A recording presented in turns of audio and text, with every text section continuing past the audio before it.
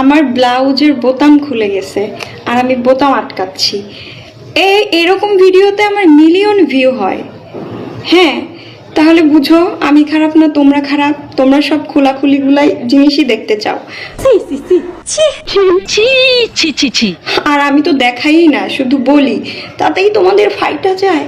ও বাবা গো, কি ভদ্র। আটকেছে না, সত্যি সত্যি আটকেছে না। বাঙালি আসলে ভালো কিছু খায় না, অস্থির বাঙালিরা সবসময় উল্টাপাল্টা জিনিসে একটু বেশি খায়। আর বান্ধবী তোমাকে বলছি, দেখানোর যেহেতু এত ইচ্ছা, তাহলে এক কাজ করো, সবকিছু খুলে দেখিয়ে দাও, দুষ্ট বন্ধুরাও দেখে একটু মজা নেই। কি বলছিস?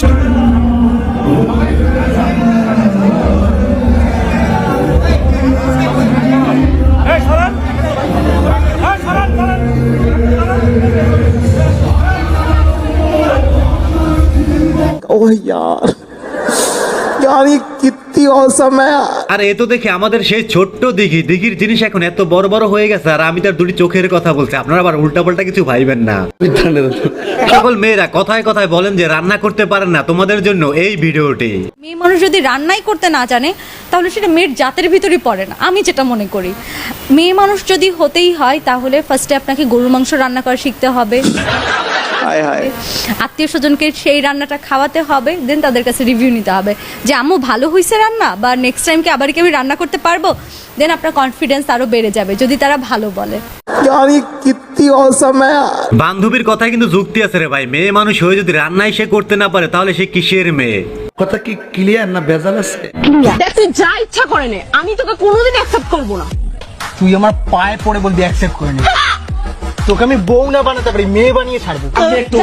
আর দেখ তো বল শোনো না, আমি তোমার গার্লফ্রেন্ড হবো, বউ হবো, সব হবো। শুধু তুমি আমার মায়ের পেছনটা ছেড়ে দাও প্লিজ। আমার মা আমার বাবাকে ডিভোর্স দিয়ে দিচ্ছে, প্লিজ প্লিজ আমার সাথে আসলে কথায় আছে না, সোজা আঙ্গুলে ঘি না উঠলে আঙ্গুল একটু বেঁকা করতে হয়। দুষ্ট বন্ধু আমার সেটাই করলো আর কি। আমাদের জনপ্রিয় অভিনেত্রী তানজিল তিশা এত বড় হইলো কেমনে, মানে উনি এত সেলিব্রিটি হইলো কেমনে? আমি কিন্তু আসলে ওনার সেলিব্রিটির কথা বলছি, একটু ভালো করে দেখেন।